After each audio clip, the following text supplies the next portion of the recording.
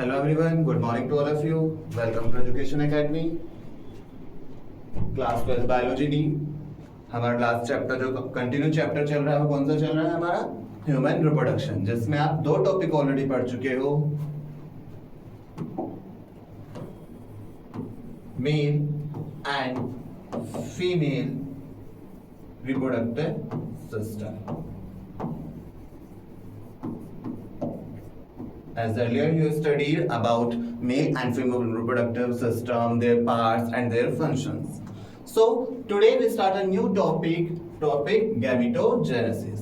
Gametogenesis chapter का एक ऐसा टॉपिक है जिससे बच्चे बहुत कंफ्यूजिंग होते हैं, बहुत कंफ्यूजन हो जाते हैं, क्योंकि इसमें ऐसे सिक्वेंशियल डिवीजन आते हैं कि स्टेप होते हैं जिससे बच्चे कंफ्यूज हो जाते हैं कि पहला स्टेप कौन सा है, बाद का स्टेप क्या हो रहा है, कौन सा हार्मोन किस रोल प्ले कर रहा है, किस प्रोसेस में हेल्प कर रहा है, तो थोड़ा कंफ्यूजिंग सा होता है। बट हम पढ़ा रहे हैं, हमारे साथ कोई कंफ्यूजन नहीं होगा। आपको क्या करना है, एनसीईआरटी बहुत अच्छे से रीड करनी है, यहाँ पे बहुत अच्छे से देखना है। इसके बाद आपको कोई भी डाउट हो, you can ask in doubt section, ठीक है।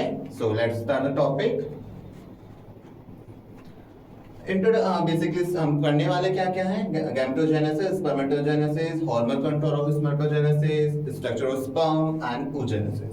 ओके, अगर मैं टर्म डिफाइन करूं आपको, गैमेटोजेनेसिस, गैमेटोजेनेसिस इन बायोलॉजी आपने देखा होगा मोस्टली टर्म से ही हमें उसका मतलब समझ में आ जाता है। Here there are two word, gameto and genesis. Gameto का मतलब यहाँ पे क्या है, गैमीट्स, एंड जेनेसिस का मतलब क्या होता है, फॉर्मेशन एंड सिंथेसिस।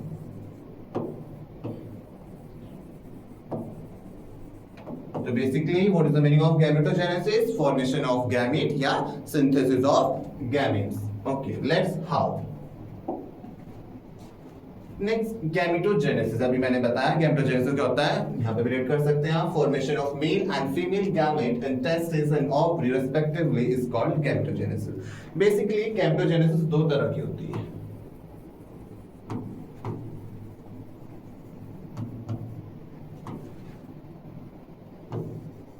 एक होती है हमारी spermatogenesis,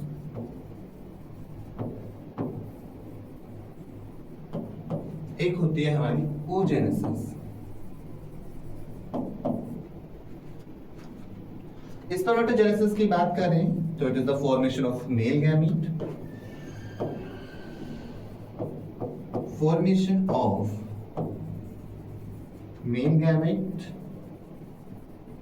where in the male primary sex organ, where male primary sex organ, और male primary sex organ क्या होता है हमारा, testes।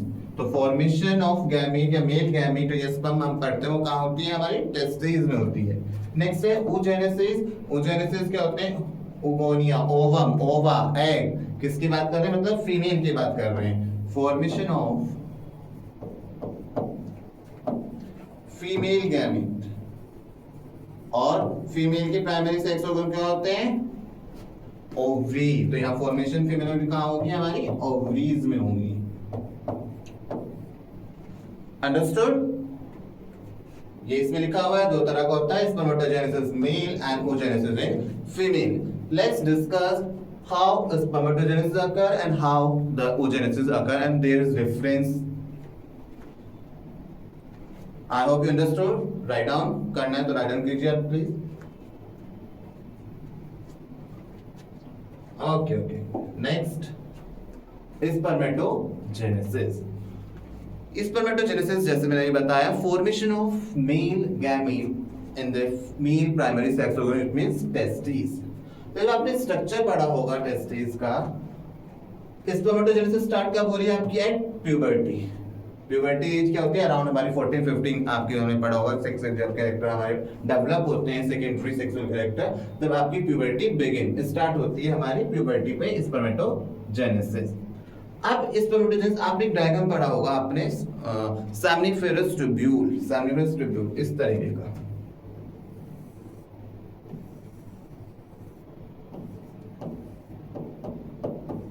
ये क्या है, एपिडर्मल लेयर है। इसके बाद क्या होते हैं स्पर्मेटोगोनिया। यहाँ पे क्या है, हमारी इलोंगेटेड सर्टोली सेल होती है। इसके बाद प्राइमरी स्पर्मेटोसाइट, उसके बाद सेकेंडरी स्पर्मेटोसाइट, और उसके बाद क्या होते हैं हमारे स्पर्मेटोजोआ।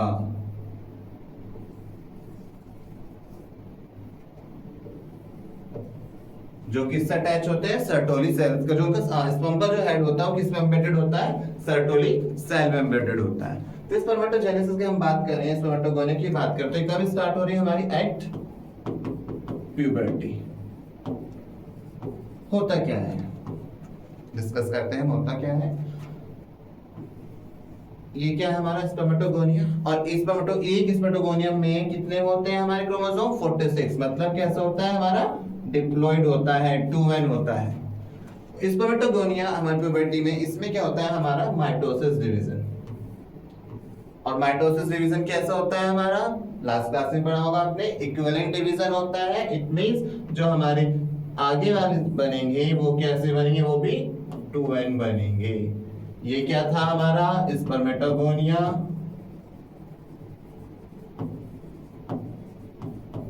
ये क्या बना हमारा, प्राइमरी स्पर्मेटोसाइट।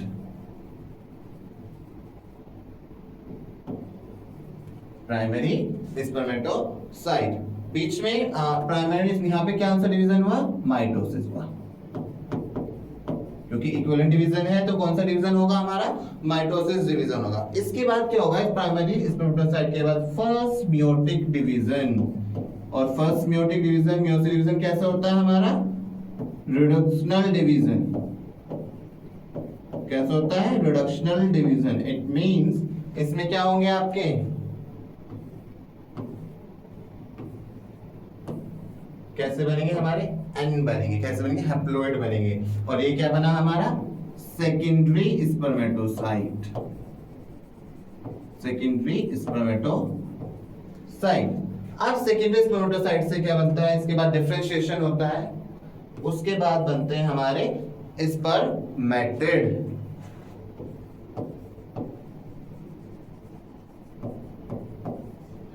क्या होगा, फर्स्ट मियोटिक डिवीजन के बाद हमारे बने सेकेंडरी स्पर्मेटोसाइट। अब सेकंड मियोटिक डिवीजन, और सेकंड मियोटिक डिवीजन कैसे होता है हमारा, सेम एज माइटोसिस। मतलब इट मींस इक्विवेलेंट डिवीजन होता है।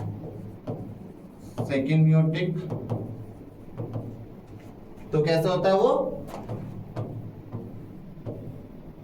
Equivalent division. इट मींस ये भी सारे कैसे होंगे हमारे, हैप्लॉइड होंगे। स्पर्मेटिड के बाद क्या बनता है हमारा, स्पर्मेटाजोआ। मेटाजोआ। और स्पर्मेटाजोआ कैसे बनता है, स्पर्मेटिड के बाद इसमें कुछ डिफरेंशिएशन होते हैं, बहुत सारे डिफरेंशिएशन होते हैं जिससे बनता है स्पर्मेटोजोआ। इस तरीके का स्ट्रक्चर आपको दिखाई देखने को मिलता है, जिसे हम स्पर्म भी बोलते हैं। अब स्पर्मेटेड स्पर्मेटोजोआ जो बनता है, उस प्रोसेस, यहाँ पे एक प्रोसेस होती है, उस प्रोसेस को हम क्या बोलते हैं, स्पर्मियोजेनेसिस। स्पर्म, बहुत ध्यान से सुनिए, स्पर्मियोजेनेसिस क्या होता है,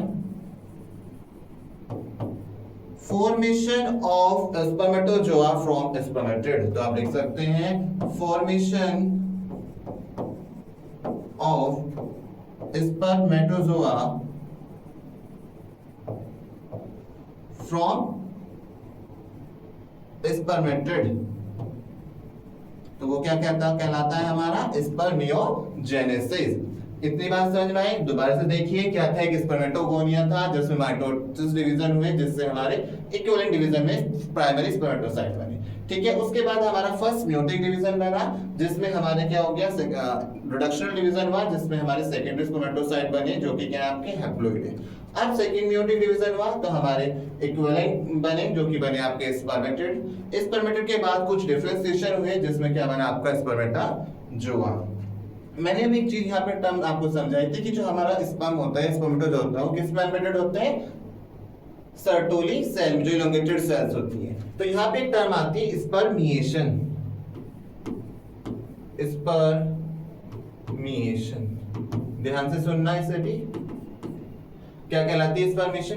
स्पर्मेशन क्या होता है? Release of sperm. कंफ्यूज मत होना स्पर्मिएशन और स्पर्मियोजेनेसिस में। Release release of, wait a second,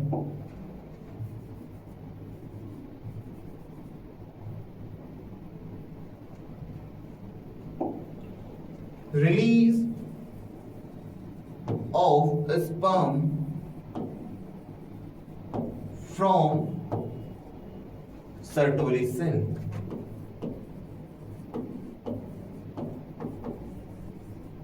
तो स्पर्मेशन क्या होता है? Release of sperm from Sertoli. Sperm हमारे क्या होते हैं? एम्बेडेड होते हैं किसमें? सर्टोली सेल में होते हैं।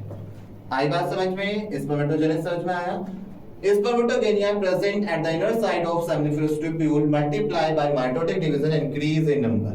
मैंने ये आपको डायग्राम दिखाया सर्टोली सेल में। इसमें आपके क्या होता है? स्पर्मेटोगोनिया प्रेजेंट होते हैं जिसमें मल्टीपल डिवीजन होता है। ये अपना नंबर इंक्रीज करते हैं। नंबर इंक्रीज करने के बाद जब ये प्राइमरी स्पर्मेटोसाइट बनाते हैं उसमें फर्स्ट माइटोटिक डिवीजन होता है जिससे हमारे सेकेंडरी स्पर्मेटोसाइट बनते हैं। फिर फर्दर हमारे स्टेप चलते जाते हैं।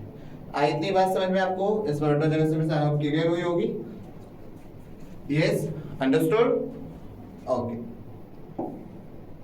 नेक्स्ट है hormonal control of spermatogenesis.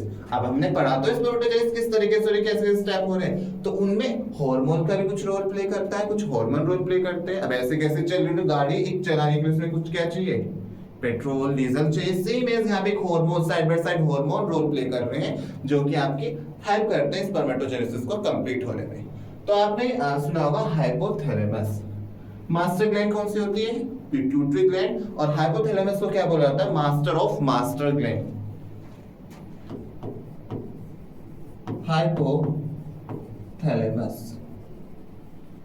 Hypothalamus क्या करता है? आपका सिक्रीट करता है, एक्ट करता है GnRH।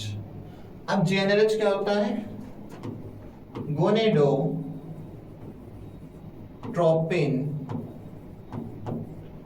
Releasing hormone. आगे देखो वर्ड से आपको समझ में आएगा।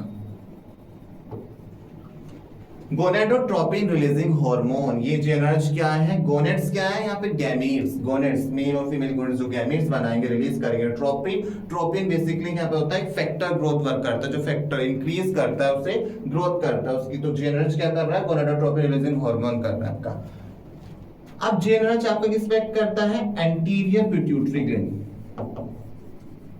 एंटीरियर पिट्यूटरी पे आपका GnRH एक्ट करता है।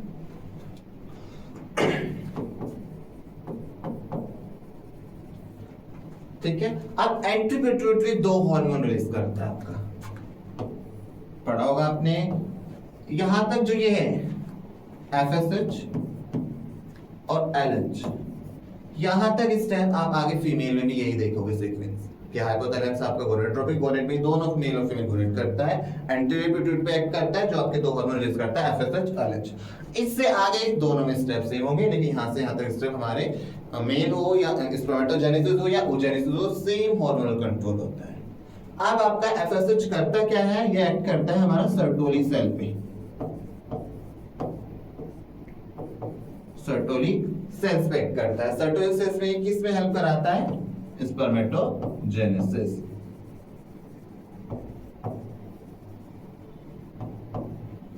सेम FSH की full form follicular stimulating hormone, ये फॉलिक्यूल्स को स्टिमुलेट करता है। LH क्या होता है? ल्यूटिलाइजिंग हार्मोन। ये किस पे एक्ट करेगा? आपका लीडिंग सेल्स पे।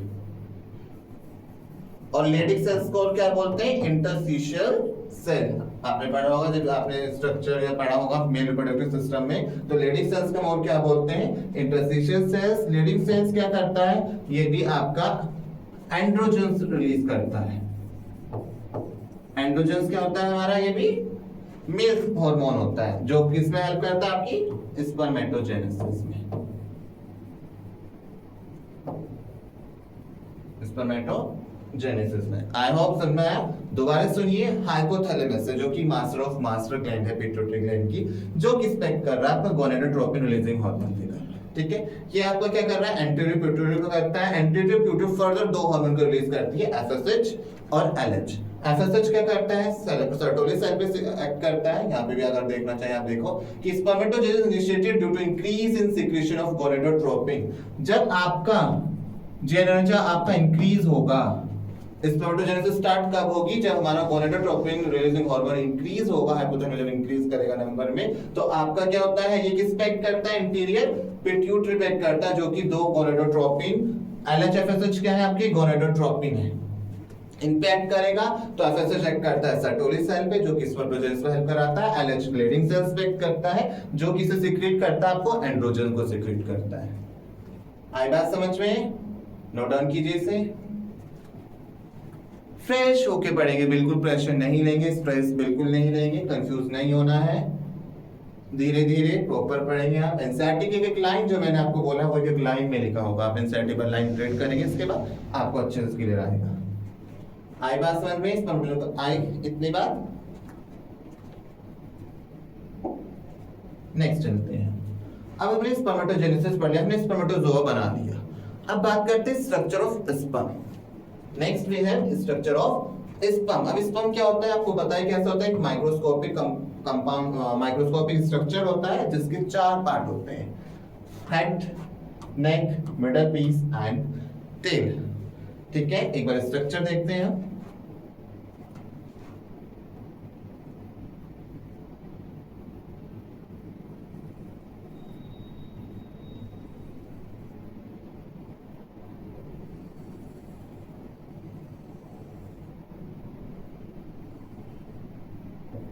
इस तरीके से स्ट्रक्चर है, आपके एनसीईआरटी में भी गिवन है।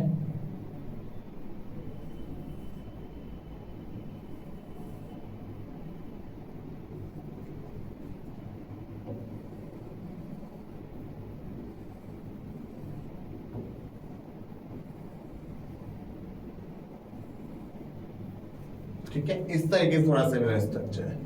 ये वाला पार्ट होता है हमारा हेड, ये क्या है? नेक, ये होता है मिडल पीस,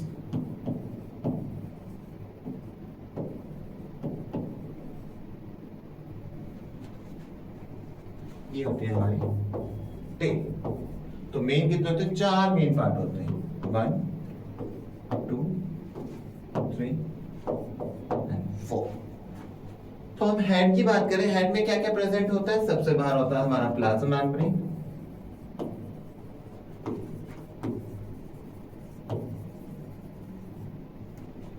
नेक्स्ट होता है हमारे कैप लाइक स्ट्रक्चर जिसे हम क्या बोलते हैं? एक्रोसोम। उसके बाद होता है न्यूक्लियस, और न्यूक्लियस में क्या होता है हमारा? Chromosome, means DNA. उसके बाद है न्यूक्लियस। अब हम बात करें कैप लाइक स्ट्रक्चर एक्रोसोम, ये होता क्या है? किससे बनता है? गोल्गी बॉडी से बनता है। नेक्स्ट इसमें क्या होता है? एंजाइम्स फिल्ड होते हैं इसके अंदर। क्या होते हैं? एंजाइम फिल्ड होते हैं, जो कि किसमें हेल्प कराता है? कि जब during the time of fertilization ovum के साथ स्पर्म फर्टिलाइज फ्यूज होता है, उसके में क्या करता है? एंजाइम होते हैं इसके अंदर एक्रोसोम की, जो ओवम की जो लेयर है, जो पेरिस्टल लेयर आपने पढ़ी होगी, उन्हें डिफ्यूज करने में हेल्प करता है। तो एक्रोसोम क्या करता है? इसके अंदर क्या होता है? एंजाइम होते हैं जो हेल्प करता है फर्टिलाइजेशन में, फर्टिलाइजेशन ऑफ ओवम। ठीक है, नेक्स्ट न्यूक्लियस। न्यूक्लियस में क्या होता है? हमारा क्रोमोसोम होता है। नेक्स्ट होता है नेक। नेक क्या करता है? हेड और मिडल पीस को कनेक्ट कर रहा है। ठीक है, मिडल पीस की बात करें तो मिडल पीस में क्या होता है? माइटोकॉन्ड्रिया, और माइटोकॉन्ड्रिया क्या होता है? Powerhouse of the cell, जो कि क्या करता है? एनर्जी प्रोवाइड कराता है। एनर्जी प्रोवाइड क्यों करता है? क्योंकि स्पर्म क्या है? मोटाइल होता है, आपको नहीं पढ़ा होगा, स्पर्म मोटाइल होता है, और एग क्या होता है? इमोटाइल। मोटाइल और इमोटाइल का मतलब, motile which can show movement, जो मूव कर सकता है, immotile which can not move. अब इसकी मोटिलिटी, इसलिए इसमें क्या है? टेल प्रेजेंट है। टेल क्यों है? इसकी जो फैसिलिटेट करता है, इसके मूवमेंट में हेल्प करता है इसके। तो सेम मिडल पीस में क्या है? हमारा माइटोकॉन्ड्रिया, जो कि पावर हाउस है, जो एनर्जी देता है, जिससे स्पर्म अपनी मोटिलिटी फैसिलिटेट करता है। ठीक है, आई बात समझ में? इतना सा है हमारा स्ट्रक्चरल स्पर्म। अब आपने स्ट्रक्चरल स्पर्म के बाद पढ़ा होगा, अब आपने जब सर्टोली सेल पढ़ी होंगी, जब आपने स्ट्रक्चर पढ़ा हो, तो वहां पे पढ़ा होगा कुछ मेल एक्सेसरी ग्लैंड प्रेजेंट होती है। मेल एक्सेसरी ग्लैंड प्रेजेंट होती है। बेटा सेकंड,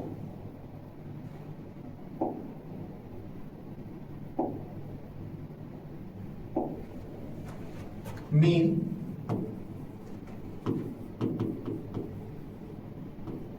एक्सेसरी ग्लैंड डक्ट पढ़ी होंगी आपने, लाइक प्रोस्टेट,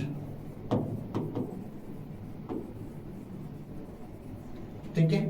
स्पर्म है हमारा स्पर्म।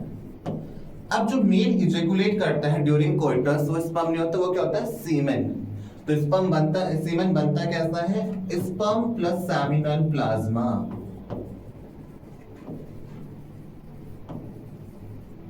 इसका called semen. Sperm plus seminal plasma is equal to semen. जो इजैकुलेट होता है वो क्या होता है? हमारा सीमेन इजैकुलेट होता है। तो उसमें क्या होता है? आपका जब स्पर्म रिलीज होता है टेस्टिस से, जब हमारा सर्टोरी सेल के थ्रू जब स्पर्म बाहर रिलीज होता है, तो उसके साथ वो डक्ट के थ्रू आता है, तो उसका स्पर्म के साथ ही डक्ट का जो हमारा सेमिनल प्लाज्मा होता है, उसके अदर फ्लूइड हमारा एक्स्ट्रा चीजें प्रेजेंट हो जाती है, ऐड हो जाती है, तो बनाता है सीमेन। अभी करता क्या है ये? स्पर्म को मैच्योरेशन में हेल्प करता है, उसे न्यूट्रिशन प्रोवाइड कराता है, ठीक है। एक टाइम में कितना सीमेन इजैकुलेट होता है? एक नॉर्मल ह्यूमन मेल की बात करें तो आपकी 200 to 300 millions of sperm release होते हैं। स्पर्म रिलीज होते हैं during one coitus. One coitus में कितने होते हैं हमारे? 200 to 300 millions of sperm release होते हैं, जिसमें से 60% नॉर्मल सेवन साइज के होते हैं and remaining 40% so vigorous movement.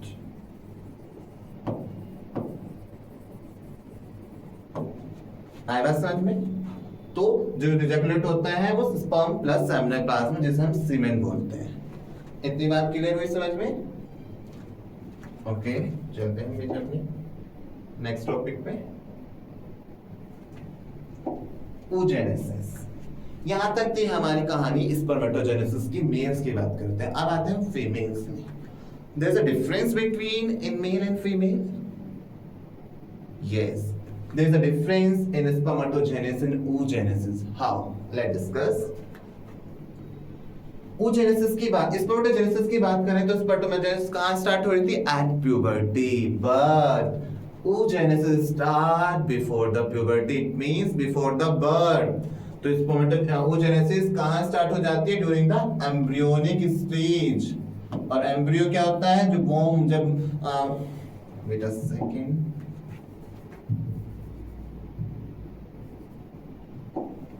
जब एक फीमेल चाइल्ड जब अपनी मदर की वोम में रहता है, उस टाइम ही oogenesis स्टार्ट हो जाती है। कैसे? देखते हैं।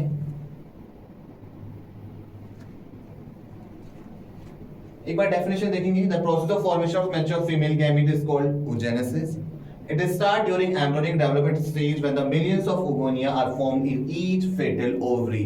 Each ovary में आपके millions of oogonia formed होते हैं। अब यहाँ पर टर्म आया oogonia। स्पर्मेटोजेनेसिस में हमने क्या पढ़ा था? स्पर्मेटोगोनिया। सेम हमारा जो गैमीट होगा फीमेल का, वो होगा, कहलाएगा oogonia। अब आपको ये oogonia है, ठीक है। स्टार्ट कहाँ हो रहा है हमारा?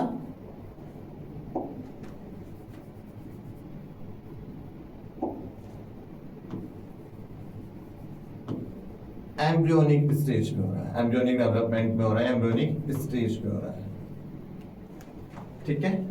आई बात समझ? इस हम एक तरीके से और पढ़ेंगे।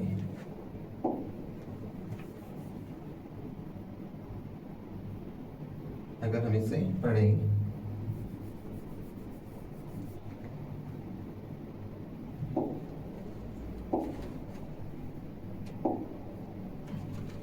इसे हम 3 स्टेप में पढ़ेंगे आपकी। इसमें 3 चीजें हम साथ पढ़ेंगे। फॉलिकुलर, क्योंकि यहाँ पे फॉलिकल्स भी बनते हैं, याद रखना। और साथ के साथ हार्मोन कैसे कर रहे हैं वो भी देख लेना, उस पर थोड़ा सा ध्यान देंगे हम। तो यहाँ पे था oogonia, ठीक है। oogonia अब आपका before the birth embryonic stage पे स्टार्ट हो रहा है। मैंने बताया आपको कहाँ पे हो रहा है? एम्ब्रियोनिक स्टेज पे डेवलपमेंट हो रहा है हमारा oogenesis का। जब से स्टार्ट हो गई है आपकी, क्या हुआ oogenesis में आपकी? सबसे पहले वेट अ सेकंड,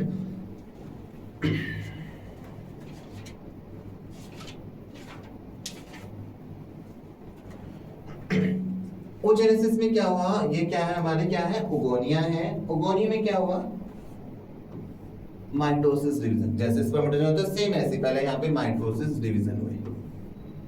ठीक है, माइटोसिस कैसा होता है हमारा, इक्विवेलेंट डिवीजन हुआ।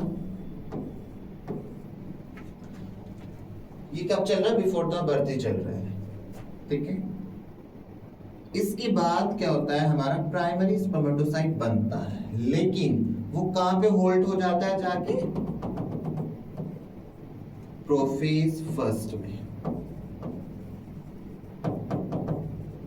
बना तो वो आपका इससे जाके प्राइमरी स्पर्मेटोसाइट, लेकिन वो कहां पे होल्ड हो जाता है हमारा, प्रोफेज फर्स्ट।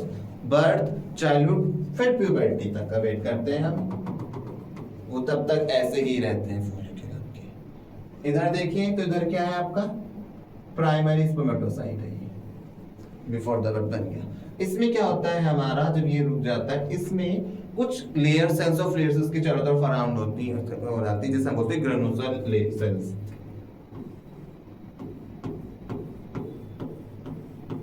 ग्रेनुलोसा सेल्स इसके चारों तरफ लेयर बना लेती हैं, जिसे हम कहते हैं प्राइमरी फॉलिकल। प्राइमरी फॉलिकल के बाद क्या बनता है हमारा, सेकेंडरी फॉलिकल। उसमें क्या होता है, इसमें लेयर और ज्यादा लेयर अरेंज हो जाती है। ठीक है, फिर बनता है हमारा टर्शियरी फॉलिकल। इसमें क्या होता है, टर्शियरी फॉलिकल में क्या होता है, सेकेंडरी स्पर्मेटोसाइट। हम इसके आगे पढ़ेंगे, पर ये बता दिया मैंने आपको। चलिए इधर ही देख लेते हैं पहले। प्रोफेज फर्स्ट में बना आपका, होल्ड हो गई। अब puberty, at puberty, at puberty क्या बनेगा आपका, सेकेंडरी, इससे बनेंगे secondary spermatocyte plus first polar body. यहां पे क्या हुआ हमारा, रिडक्शन डिवीजन हुआ, यहां तक तो हमारा सेम था, 2n, यहां पे क्या हो गया, n, प्लस यहां पे अनइक्वल डिवीजन हुआ, एक सेल आपकी ज्यादा लार्ज हुई, एक आपकी छोटी हुई, जैसे क्या बोलते हैं, first polar body.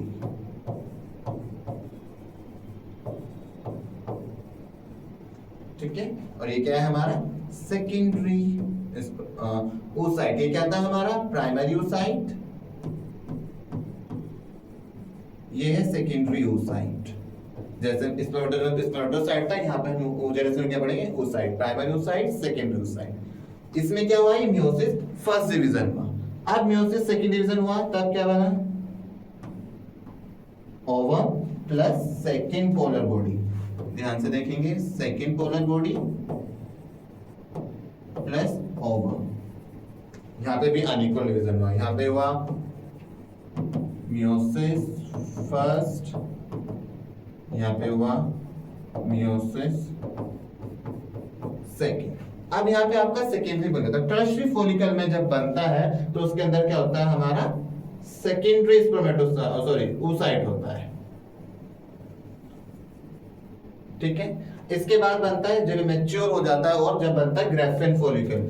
Graafian follicle भी क्या होता है हमारा, उसके अंदर सेकेंडरी oocyte मतलब ओवम होता है। ग्रेफिन फॉलिकल के अंदर क्या होता है, ओवम। और ओवम सिर्फ कब रिलीज होता है, ओवम जब हमारा फर्टिलाइजेशन हो जाए, स्पर्म फर्टिलाइज करता है तभी होता है, वरना वो ग्रेफिन फॉलिकल के अंदर ही प्रेजेंट रहता है। और यहाँ पे हम क्या पढ़ते हैं, यहाँ पे जो टर्शियरी बनता है उसमें कैविटी भी होती है, जिसे हम बोलते हैं एंट्रम। ये है हमारा मैच्योर ग्रेफिन फॉलिकल, जिसके अंदर हमारा क्या है, सेकेंडरी oocyte बोल सकते हैं या ओवम बोल सकते हैं। ठीक है, ये चले थे हमारे follicle, primary follicle, secondary follicle,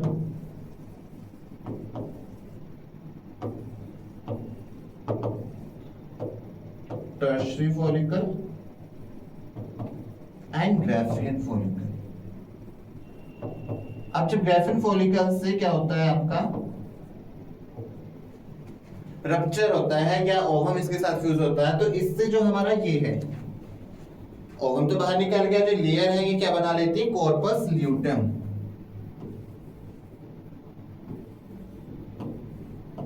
ये क्या बना लेती है, कॉर्पस ल्यूटियम। इसे भी हम आगे पढ़ेंगे, मेसोसेगल में पढ़ेंगे। ये क्या करता है आपका, हार्मोन रिलीज करता है, प्रोजेस्टेरोन। कॉर्पस ल्यूटियम आगे क्या करता है, ये आपका एक येलो बॉडी स्ट्रक्चर होता है, जो बाद में आकर डीजनरेट हो जाता है, छोटे छोटे जनरेट हो जाता है। उसके बाद आई इतनी बात समझ में, प्लस इधर क्या पढ़ रहे हैं, हार्मोन कंट्रोल। अब मैंने पहले ही बताया था आपका हाइपोथैलेमस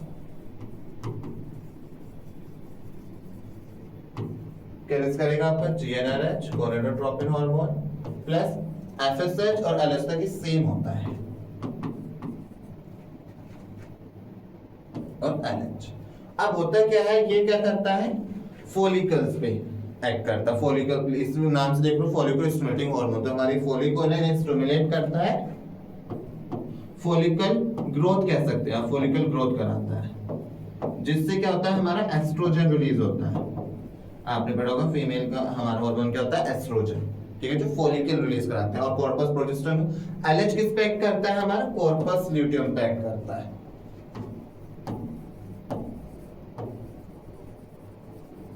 जो कि क्या रिलीज करता है आपका प्रोजेस्टेरोन हार्मोन। कॉर्पस ल्यूटियम बढ़ा तो प्रोजेस्टेरोन हार्मोन लेवल बढ़ा, फॉलिकल ग्रोथ होती है उस टाइम एस्ट्रोजन लेवल बढ़ेगा आपका, ठीक है। आई बात समझ, तो यहाँ पे भी oogenesis कब स्टार्ट होती है, जब हमारा जनरेशन इंक्रीज होता है, इंक्रीज इन नंबर, तब हमारी oogenesis स्टार्ट होती है। आई बात नहीं समझ में। एफएसएच हमारा क्या हुआ, फॉलिकुलर ग्रोथ, एस्ट्रोजन होता है, कॉर्पस ल्यूटियम हमारा क्या कराता है, प्रोजेस्टेरोन कराता है।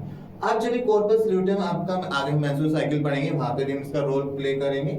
एक और चीज आपने यहाँ पे अगर हम बात करें कि यहाँ पे दो लार्ज अनइक्वल साइज डिवीजन यहाँ क्यों हुआ, क्योंकि आपने देखा होगा जब फर्टिलाइजर हम आगे भी पढ़ेंगे, जो इसमें सारा साइटोप्लाज्म एक तरफ है, सिर्फ इसमें क्या है, इसमें तो सिर्फ क्रोमोसोम गया, हाफ एन इसके अंदर है, क्योंकि जब हमारा डेवलप जाइगोट फॉर्मेशन या एम्ब्रियो फॉर्मेशन होती है, तो साइटोप्लाज्म जितने भी सेल ऑर्गेनेल्स हैं वो किस पे डिपेंड होते हैं, मदर पे डिपेंड होते हैं सारे सेल में, क्योंकि साइटोप्लाज्म ज्यादा, क्योंकि उसमें सिर्फ क्या होता है, हमारा ओवम के साथ सिर्फ हेड डिफ्यूज होता है, और हेड में क्या होता है, न्यूक्लियस, और सिर्फ न्यूक्लियस में क्रोमोसोम ही उसके पास होता है, बाकी जितने साइटोप्लाज्म सेल ऑर्गेनल वो किस पे डिपेंड होते हैं, हमारे मदर पे डिपेंड होते हैं।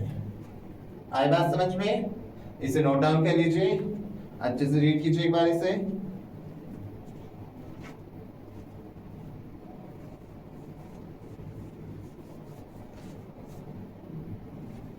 ओके,